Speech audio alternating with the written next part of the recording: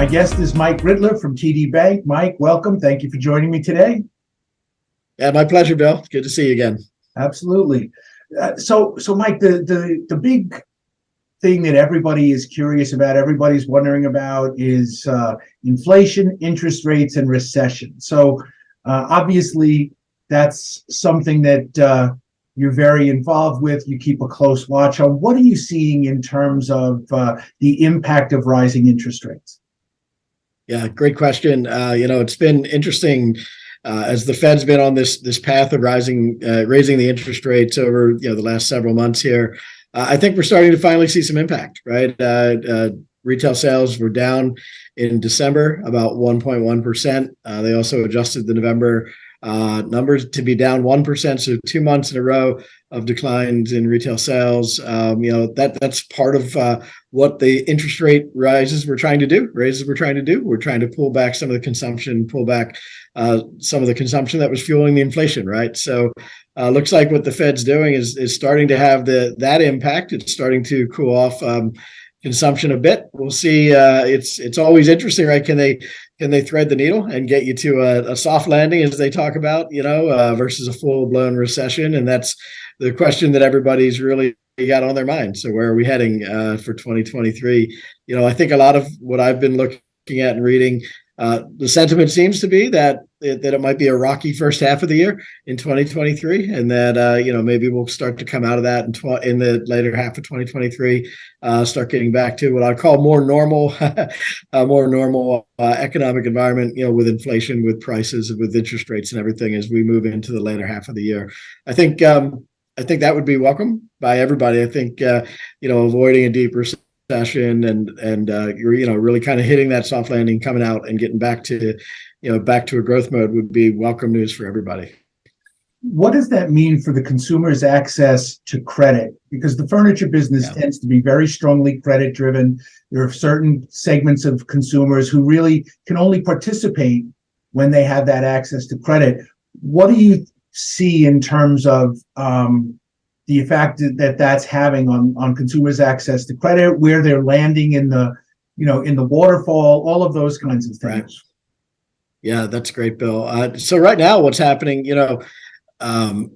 It's interesting that one of the categories that was called out in the December retail sales was furniture, and furniture being down more so than some other categories, perhaps. And I think a couple things driving that. I think there's been some interesting kind of pull forward, right? There's been a lot of talk about inventory, and maybe there's good deals, and there have been some pricing deals and so forth. And so there's some pull forward behavior that probably helped. October looked pretty good, and that's why maybe November, December looked a little bit weaker.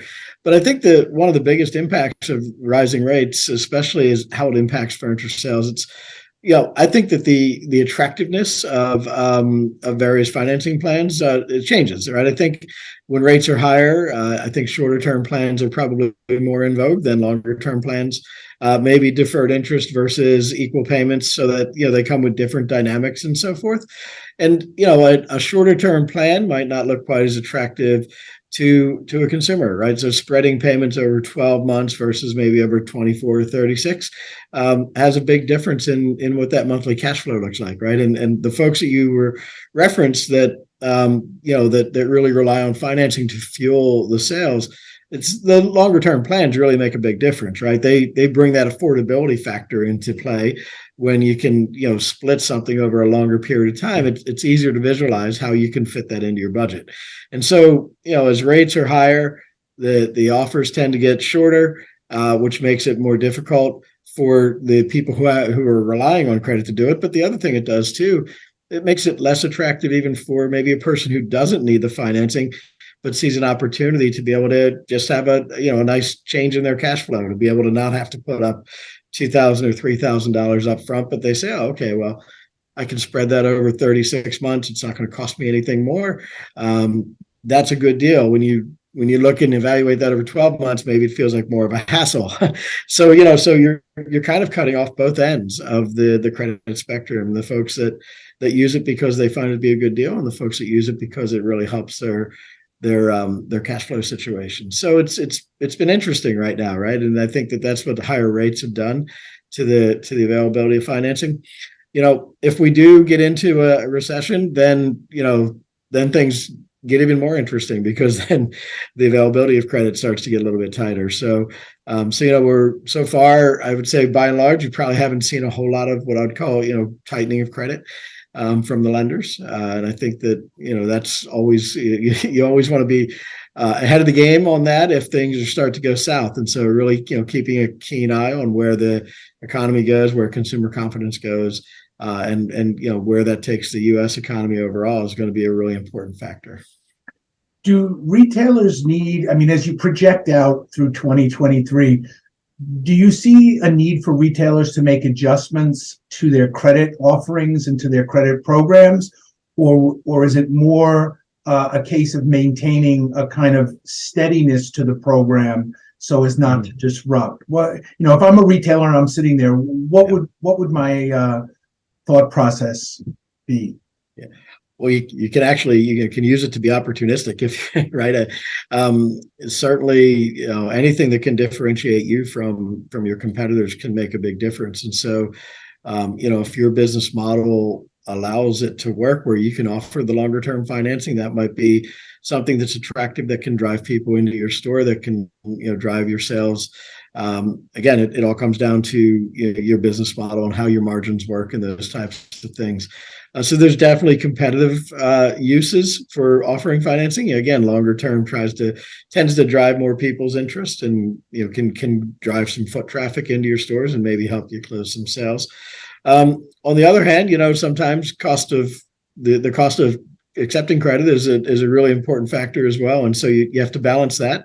The retailer has to balance that, what it costs them to offer a longer term plan versus a shorter term plan, with where they are in their cycle too, right? Like, it's kind of all together. It's where are your inventories? Are you trying to move more out? Are you kind of low on inventory and you want to maximize everything you're getting? So there's lots of factors that go in, and the smart retailers right now are doing all that calculus. Like, where are they in their cycle as far as their inventories and their ability to move product, and how can the financing plans that are offered help that along.